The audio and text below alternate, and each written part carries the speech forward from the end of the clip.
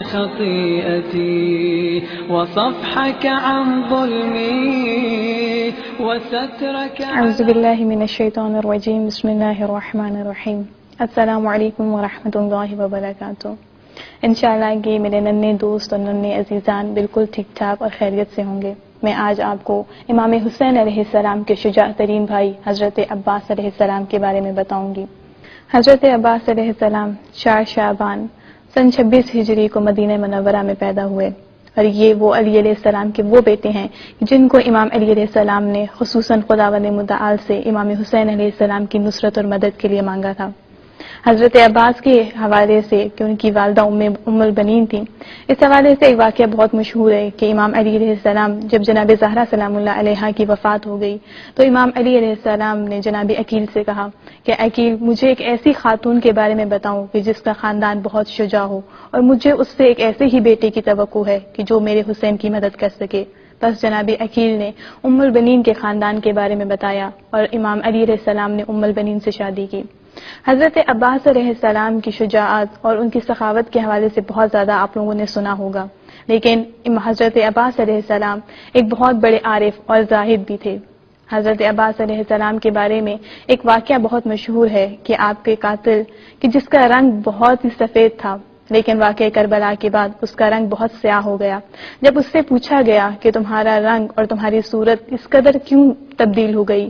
تو اس شخص نے بتایا کہ میں نے سانحہ کربلا میں ایک ایسے شخص کو قتل کیا ہے کہ جس کا چہرہ 14ویں کی چاند کی مانند تھا، اور اس کے پیشانی پر سجدوں کی وجہ سے محراب بنا ہوا تھا، اور جب تحقیق کی گئی تو پتہ چلا کہ جس شخص کو اس نے قتل کیا تھا وہ حضرت عباس علیہ السلام تھے، اور زیادہ کثرت سجدے کی وجہ سے آپ کے پیشانی پر سجدوں کا محراب بن چکا تھا۔ حضرت عباس علیہ السلام اپنے وقت کے بہت بڑے عالم اور فقیہ بھی تھے۔ حضرت عباس علیہ السلام نے اپنا تمام تر علم امام علی علیہ السلام، امام حسن علیہ السلام اور امام حسین علیہ السلام سے سیکھا، جو خود علم کے بے بہا سمندر تھے۔ پیارے بچوں، حضرت عباس علیہ السلام کی علم اور فقاہت کا اندازہ آپ اسی حدیث سے لگا سکتے ہیں کہ حدیث میں ارشاد ہوا کہ جو شخص بھی خداوند متعال کے لیے 40 روز تک خالصتاً کوئی کام انجام دیتا ہے تو اس کے دل اور زبان سے علم و حکمت کے چشمے پھوٹتے ہیں۔ تو بس دیکھیے کہ حضرت عباس علیہ السلام کہ جن کا ہر کام خداوند متعال کی رضا اور خوشنودی کے لیے تھا، ان کے علم کا کیا اندازہ ہوگا۔ حضرت عباس علیہ السلام کی ایک اور خصوصیت یہ بھی ہے کہ حضرت عباس اگرچہ کہ چہاردہ معصومین میں شامل نہیں ہوتے، لیکن آپ عصمت کے درجے تک فائز تھے۔ حضرت عباس علیہ السلام کی عصمت و طہارت کا اندازہ آپ اسی بات سے لگا سکتے ہیں کہ ہمارے چھٹے معصوم امام زین العابدین علیہ السلام نے جب واقعہ کربلا کے بعد آئے تو آپ نے امام حسین علیہ السلام کو دفنانے کے علاوہ حضرت عباس علیہ السلام کو خود دفنایا، کہ ایک معصوم خود اپنے چچا حضرت عباس کو دفناتے ہیں۔ حضرت عباس علیہ السلام کے القابات میں سے ایک لقب باب الحوائج بھی ہے، اور آپ کو باب الحوائج اس لیے کہتے ہیں کہ آپ کے در سے کوئی بھی خالی ہاتھ نہیں پلٹتا۔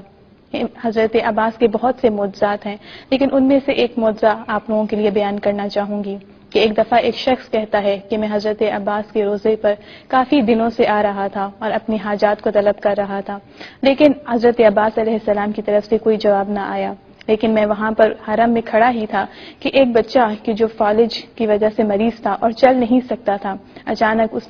اس کے چیخنے چلانے کی آوازیں آئیں، اور اس بچے نے کہا کہ حضرت عباس علیہ السلام نے مجھے شفا دے دی۔ اس شخص نے حضرت عباس سے شکایت کی اور کہا کہ یا ابا الفضل عباس، میں جو اتنے عرصے سے آپ کے سامنے اپنی حاجات کو لا رہا ہوں، لیکن آپ نے میری حاجات کا کوئی جواب نہیں دیا۔ وہ شخص